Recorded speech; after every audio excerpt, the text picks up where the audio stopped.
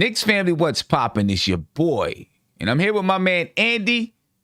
We're going to break down some international draft prospects, ladies and gentlemen. So let's get with it. This is NBK, nothing but Knicks. When Sim passed the assist, you know that it's #1 show that breaks down the game. If you can't play defense, stay out my way. Dribble the ball, come down the lane. 5 seconds on the shot clock, who gon' win us the game? You wanna hear Nick updates and trade rumors? Post-game reviews, this the place you tune in. So tell a friend just to keep the ball moving. Like the page if you feeling the movement. Every game we coming to win. Give us a sub like a player that came off the bench. This is NBK, nothing but Knicks.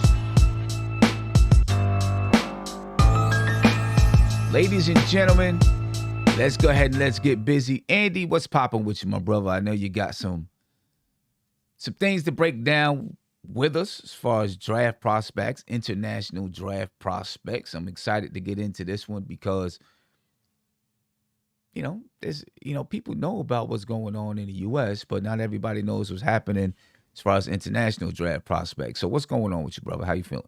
Yeah, what up, Sim? What up to the chat? Listen, I'm happy. I can do a little bit work for NBK as far as, draft prospects. I know Guillermo is covering all of the NCAA players. So, only way I can chip in is at least the international and even a little smaller variety, just the Euro draft prospects. I'm a little bit mad because I was thinking about doing adding to this list that we have. It's a short list, but it's gonna basically cover the best guys from Europe. I was thinking of adding honorable mention of Raz that the Knicks a day later just announced that they were talking to. So I might have been breaking the news again 2 days before, but I didn't make it official, so it doesn't count. Right. You got to start getting on and knocking them things out quick, man, before they get out there to the general public, before Shams and Wojnarowski get to it. Because a lot of times on the international front, you got it already. No, maybe one day. Yeah, man. So let's get into it. I know you sent me 3 guys that, could be some good possibilities for the Knicks. Let's talk about these guys I wanted to talk about these 3 guys, because they basically played in probably best clubs in Europe. Best, I mean, at least they show them on TV, because they don't show you a 7th seed team from the Turkish league.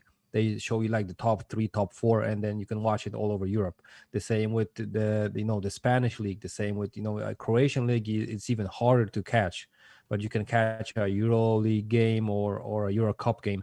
So you can have like 2-3 chances to watch these games, to play full games, and how highlights look. Right. You can see the guy is only dunking, only passing, and he's from the highlights he's shooting like 90% of his shots, right? Barely, you see those videos with weaknesses and the things that they do bad. But when you watch a game, 2, 3, 4 games fully, you see how he reacts to tough situations. You see how what kind of mistakes, how he does turn over the ball and stuff like that, right? So I'm trying to go really easy on these guys, because they're not Doncic caliber. No, one of these guys has comparisons to Jokic, to Vucevic, to Sabonis. So I think that's really high for a guy like a rookie. That's all of these 3 guys that we're going to be talking about on draft day are going to be 18 years old. So I'm not expecting huge things from any of them from the first day in the NBA. But then again, I think one of these guys has the potential to even be a really good rotation player, even considered an all-star in a couple of years. Seriously. So, yeah. And okay. All right. Well, let's go ahead. Let's start. Let's get with it, man. Who's the first guy we're going to talk about here? Yeah, I think we should start probably from the best guy, the best probably maybe not potential wise, but on the mock draft boards, he's the highest one, and he's picked on those mock drafts around 10.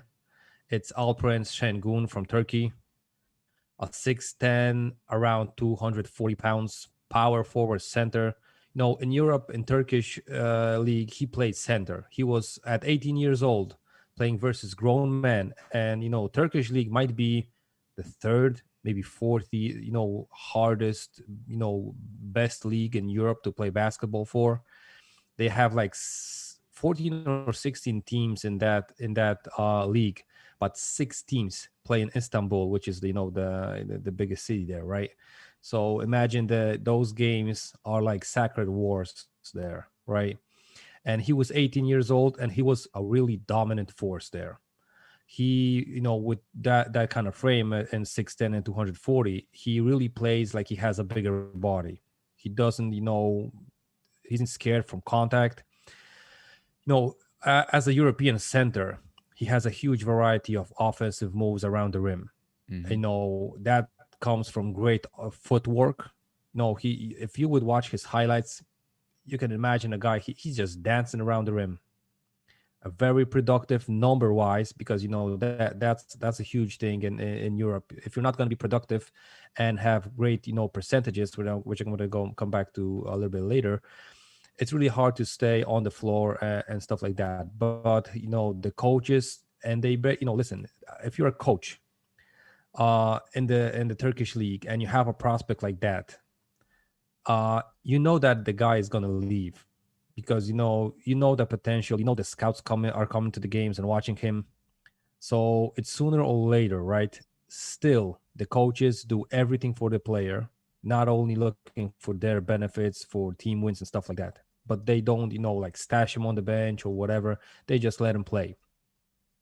So he's very productive on the offensive end, has great counter moves when he's defended, right? So this is a very important thing for a young big man.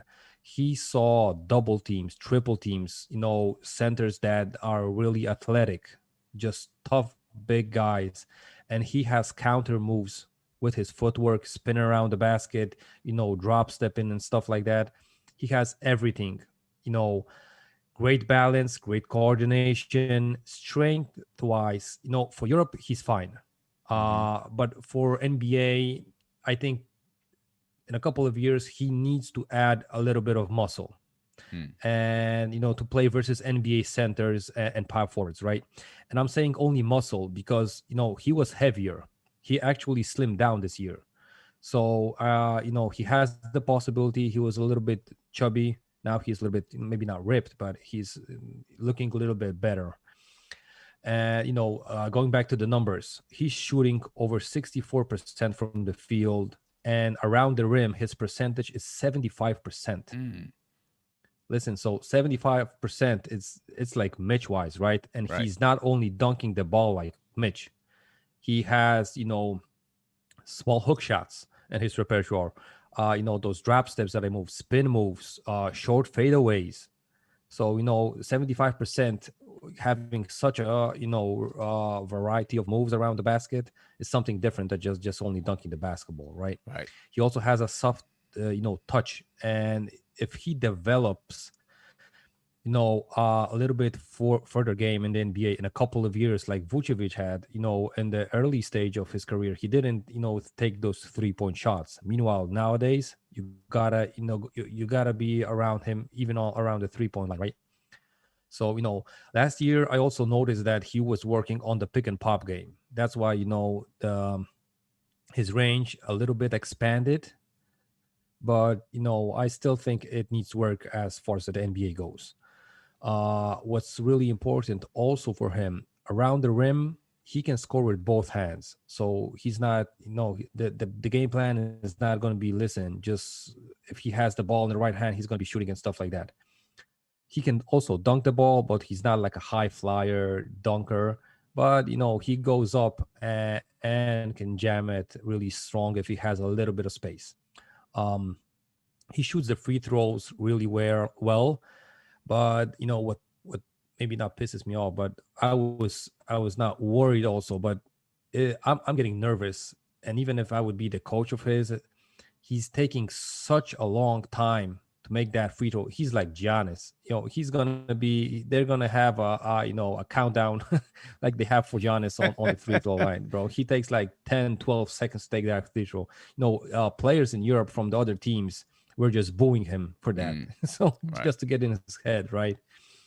What's also most important for basically all of these three prospects we're going to be talking about, they have great passing abilities. This guy even passes with finesse. He has, when you guys going to be watching his highlights, he can run the floor, stop, and do that, behind the back pass for a cutter or stuff like that. So he has really high IQ as far as passes go, and he really reads the game on the offense. And for the pros and strengths, that will be everything. Defense wise, adjustment for a young guy like him to the NBA game is going to be a really hard thing, as far as I think.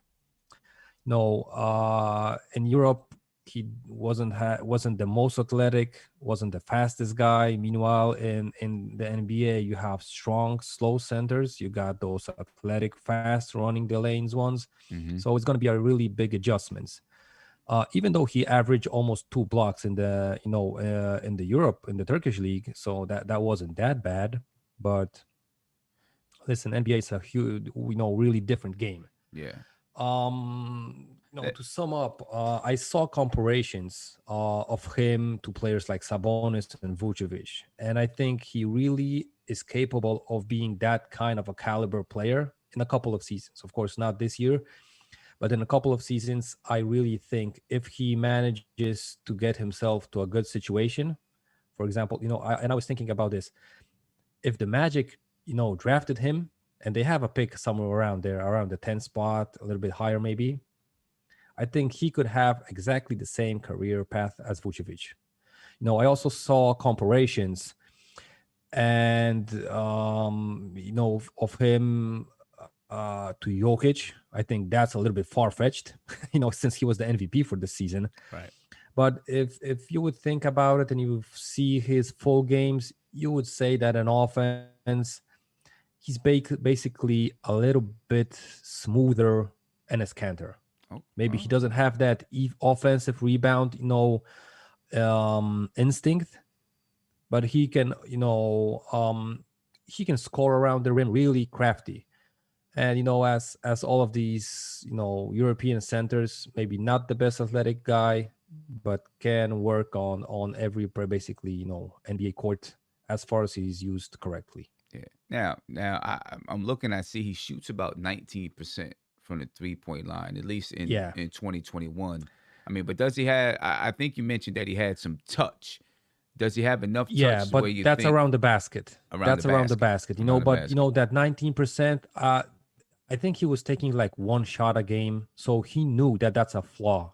So he didn't take that. He didn't take several shots.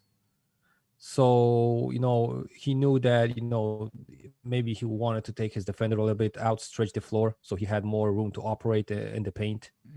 But, I still think that he can develop that. Basically players that have good free throw percentage, that they're capable of raising that shooting percentage from anywhere around the court. Right. So. Right.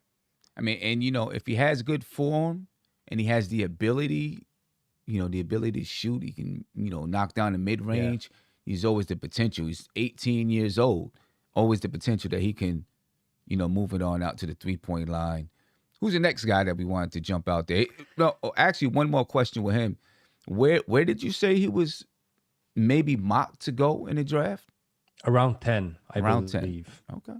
Yeah, around 10. High. So, I don't think I don't think actually any of these players would fit for the Knicks, because we're like on another situation. We need a player that's going to contribute right away, right? And this guy that I'm going to be talking about, the second guy, Usman Garuba, a 6'8", 230 pounds.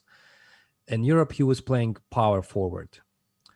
In the NBA, I think 6'8" and 230 is going to make him a small forward. What I noted the first point on my notes is he started and he signed a professional contract in Real Madrid at the age of 11. So, listen, he was in those, because in Europe, teams, those pro teams, they have like those, school classes and only like players that are in the club. They're just in the school club and they work everything. They go even to the dentist of the club. They do everything on the club. Right. So they scouted him, they picked him up, and he had a contract at 11 years old. At So they saw 11 years something old. in him. 11 years old, he had a Yeah, contract. And now let me ask yeah. you, when they give him that contract at 11, obviously they know he's not going to be playing on the team, but are they paying him and his family? Listen, I'm not sure about that, but I believe it's like they have his rights, and he's like he has all the team facilities. Like I said, even the dentist, the doctors, the gyms, the school. It's like every player from every soccer, basketball. I don't know how much Real Madrid has. Maybe handball, whatever teams they have. Every player is around that culture and sees whatever the facilities and stuff like that. So listen, if you're being around those kind of clubs and facilities from 11 years old, Right. I think you can learn a thing or two, right? Right. But going back to his skill set, this guy is a pure blue collar athlete with high motor, very athletic, strong and agile, with great wingspan. I think his wingspan is like 7 feet 2 inches or whatever. So for a 6'8" guy, 7 feet 2 inches wingspan is really good, at least from the build.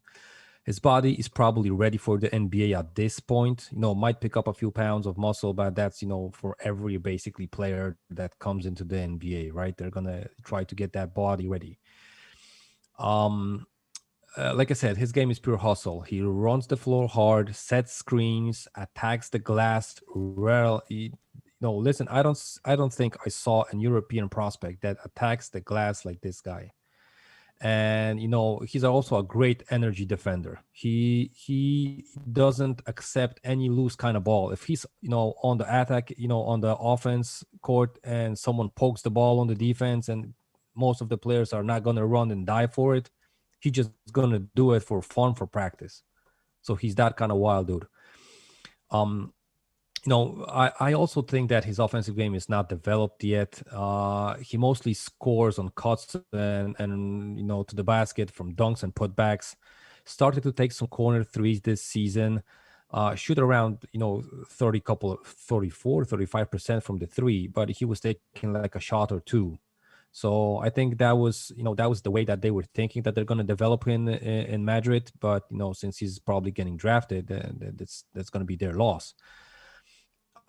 He also plays a good pick and roll game as a roller, because he sets down those screens really well, and he loves to attack when the defender closes him out.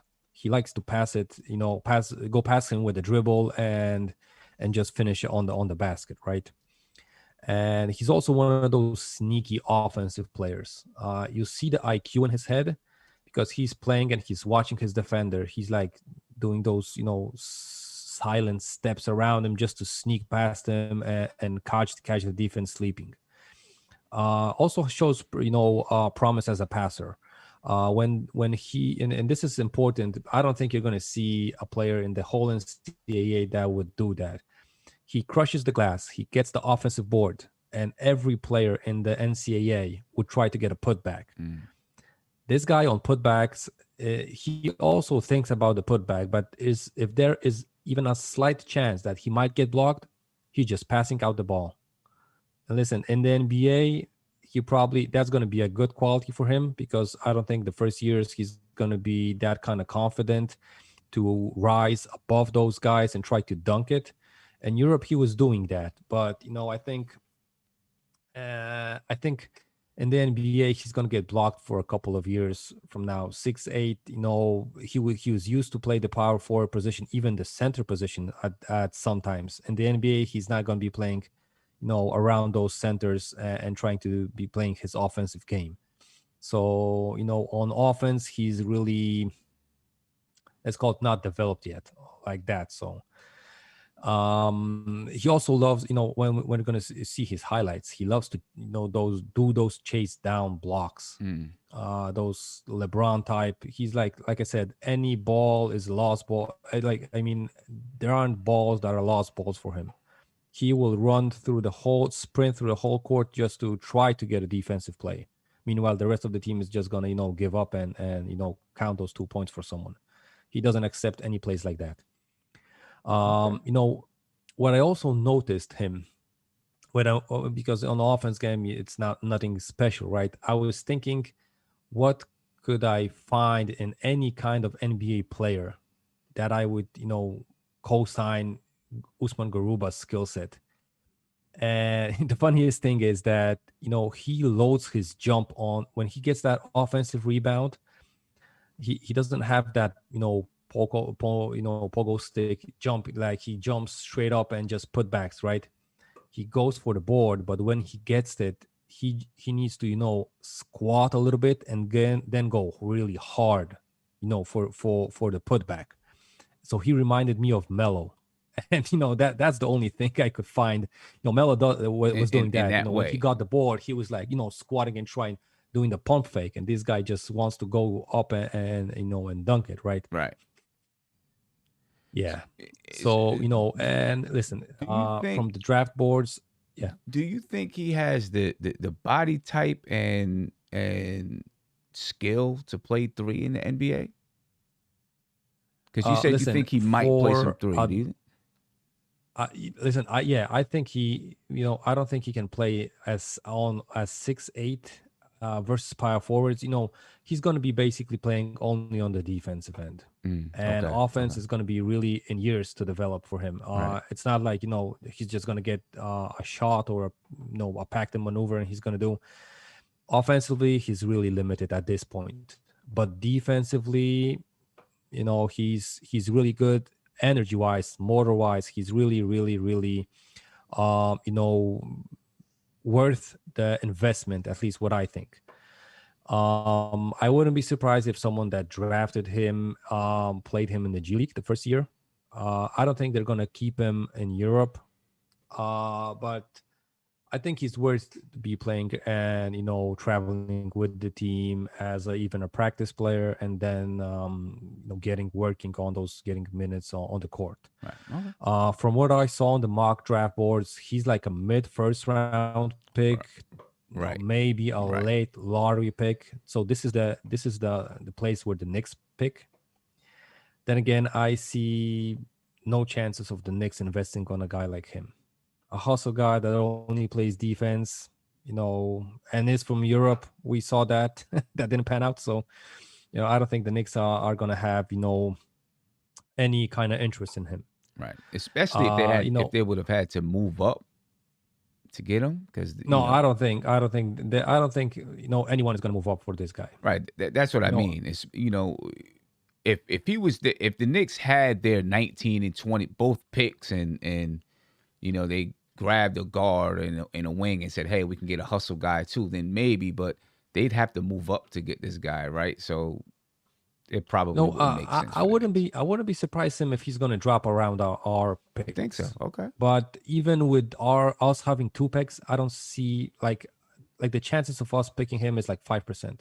Right. I really think that we could do maybe get a more versatile player from the NBA, even if it's a shooter. If it isn't a polished shooter around that spot, I think we could really get him a little bit more polished player from the NCAA than this dude. Right. Scouts compare him to a Kenneth Farid type. Right. Like someone said in the chat, Al Horford. I think maybe a young Al Horford. But some go as far as PJ Tucker or even Draymond Green. So listen, Draymond Green can shoot a bit. Maybe now he can shoot, but at the beginning he also didn't take shots even. So Right.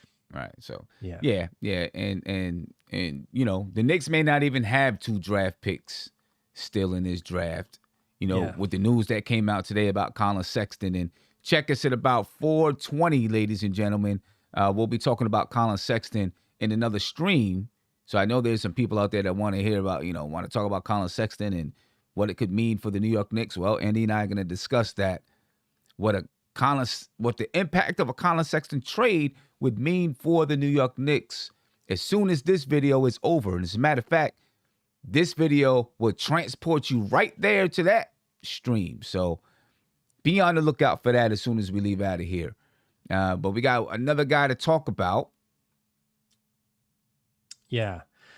Roko Prkacin weighs in at 225 pounds. Height, I think it's over 6'9". He looks higher than 6'9", but maybe compared to those players in Croatian league, maybe that's why I think he's a little bit higher. Wingspan of 6'11". First thing first, as far as this guy, he has great basketball fundamental skills. He's also a second generation basketball player. His father is currently a coach, not his coach, but is a coach. So basically, and Croatia is a country which really value basketball. They don't, they like, playing soccer, but, like everyone in the world. But I think like the second sport there is maybe swimming, but the third one would probably basketball.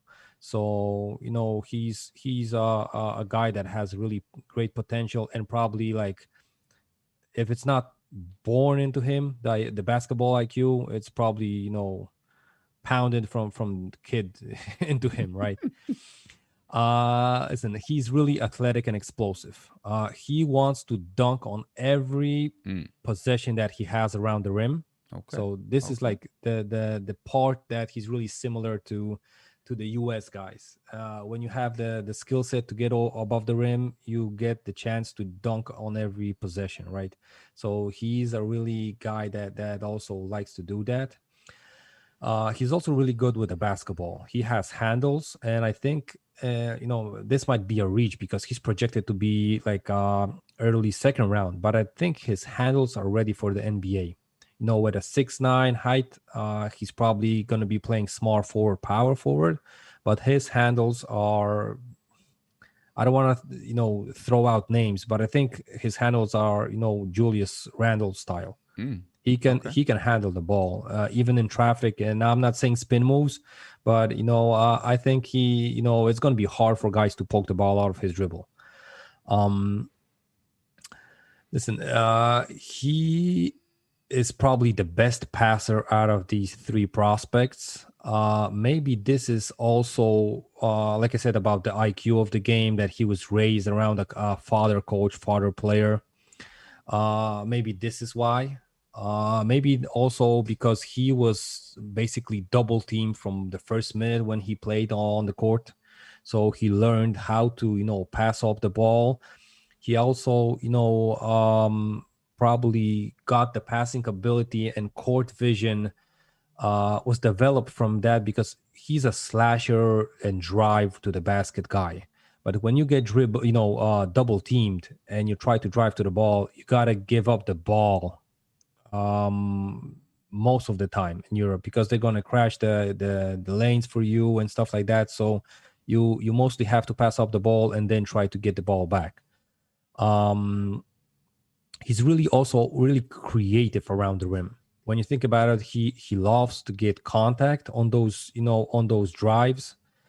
But he's finishing around the rim is like maybe not Kyrie Irving style, but Kyrie Irving for European players. He's that kind of crafty around the rim when it comes into traffic and stuff like that. I think he's one of the craftiest guys I saw from the prospects. He has a soft touch on the mid-range game. But like I said before, on the contact, when he is looking to drive and basically picks up the basketball and has only those 2 steps to do, he is looking for the contact so much that if I was the opposite coach, I was just ordering my players just to step out of the way, because if he's not going to feel that contact, it's even worse for him to score. He's that kind of depending on the contact, on those, drives of his.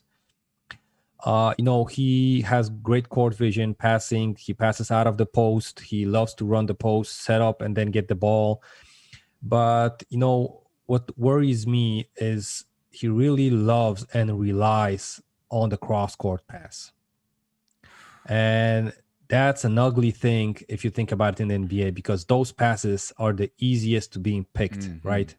But on the passing, on the other hand, he has the passing ability of those outlet passes, those Kevin Love type passes. He just gets the rebound, turns around, facing the basket, and he can throw the pass through the whole court.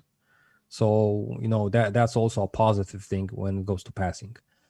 From shorter notes, he likes to crash the boards, hustle plays, has a potential as a shooter, not perfect shot form as far as I see it. He jumps to shoot the basketball and he lands with 1 foot ahead of himself. If the refs are gonna not call those fouls anymore in the next seasons, that's gonna be a bad thing for him. Looks good in the pick and pop as the pop guy, so he can catch and shoot on stretching the floor plays. In Europe he used to like to back his man down and use both hands to score around the rim. I don't think he's going to be able to do that versus centers like Mitch Robinson, because he's going to swat all of those shots. So that's going to be, a thing that he will need to adjust. And on probably the NBA level, defensively, if he doesn't fix his one-on-one defensive game, as a team defender, he's okay. You can hide him somewhere, but on one-on-one defense, man, he's gonna get benched for those plays. It's so bad. And just to wrap it up, I think I saw NBA comparisons of TJ Warren with better court vision. So he likes the contact. He can shoot the mid-range. He goes to the basket, thinks about scoring basically on, every play that he has the basketball. But he also learned how to pass up the ball because he was doubled and triple teamed here in Europe. So listen, that's, and also, the projection is he's a really late first round pick on an early second round pick. So if he's available around 32, I still don't think the Knicks can fetch him, because I think for him, it's the first season is going to be G League, or even I might consider him staying in Europe for another year. So I don't think it's a possibility for the Knicks to draft him. I guess the only thing I would say there is, depending on what the Knicks do earlier in the draft, if they, if they make a trade and bring in a well-known player, and then they have good news that they might be able to, pull in this guy or that guy in free agency, then maybe they say, hey, we can take a chance on a guy that we stash away for a year or two. You never know. I guess it all depends on, and they still have a 58th pick, where if they if they thought that this guy has a lot of potential at, 32, the Knicks have it, or whatever it is, thought, hey, this guy has a lot of potential at this number. We still got this 58th pick that we can, Oh no, he's not going to be there at 58. No. I'm saying like they would take him at 52 and then maybe use the 58th pick for something else, or move it, or I don't know. But I guess there's so many different things that the Knicks can do in this draft. Yeah. As far and go overally, build a team, right? So because they need everything. When you look at the number of players that are free agents from this team, the Knicks need everything from point guards to centers. So, yeah, exactly. Yeah, who knows what's going to happen? But ladies and gentlemen, we thank you for your time, and we'll be back. We'll be back with more. We'll be doing the research. Well, probably mostly Andy. I'm not going to lie to you. Doing the research to find other international prospects that that maybe people aren't even paying attention to. Who knows? Because who knows what the Knicks are going to do in the draft? The Knicks may make a trade in the draft. They may walk away with Colin Sexton, Damian Lillard. Who knows? We're about to go talk about Colin Sexton right now, ladies and gentlemen. That show's going to start about 4:25. So make sure when we leave out of here, you get on over there so we can start that show. But I do want you to remember that we have a draft party coming up July 29th in Atlantic City, ladies and gentlemen. Draft party is going to be dope. So make sure you get there and join us at the draft party because, listen, a big trade might go down. We'll be able to break down that trade, break down what the Knicks and other teams are doing. You'll have a chance to just hang with all the NBK content creators, play some live games, some live awards given away, door prizes and all that kind of stuff. You know what I'm saying? $25 for your VIP ticket. You get a happy hour buffet. You get one beer with that. There'll be sample beers all night long. Anyway, you get a chance to hang out with everybody. It's going to be dope. I'll put the link in the description of this video. I'll put the link in the YouTube chat. It's already pinned to the top of the YouTube chat so you can get your tickets right now, ladies and gentlemen. Andy, before we sign off, any last words you want to say? Let's go, and do the Sexton thing. I think fans are going to be more interested in that than in me talking about, European prospects. I'm pretty sure they are. You know what I mean? I'm pretty sure they are because, listen, the Knicks trade for Colin Sexton, there's a lot of implications as far as the direction of the team, players that they can add in free agency, all of that stuff, man. A lot of implications. So we're going to talk about that in just a couple of minutes, ladies and gentlemen. So make sure you join us there. I just put the link to the VIP tickets in the draft, and of course, it's going to be in the description of this video. So, ladies and gentlemen, I'm out of here. Well, I'm not out of here, but we're jumping on over to talk about Colin Sexton. So join us there. This video is going to transport you right there. All you got to do is click on the link and say, yeah, I want to go. So, just do it. Peace. This is NBK, nothing but Knicks. When Sim passed the assist, you know that it's #1 show that breaks down the game. If you can't play defense, stay out my way. Dribble the ball, come down the lane. 5 seconds on the shot clock, who gon' win us the game? You wanna hear Nick updates and trade rumors? Post-game reviews, this the place you tune in. So tell a friend just to keep the ball moving. Like the page if you feeling the movement. Every game we coming to win. Give us a sub like a player that came off the bench. This is NBK, nothing but Knicks.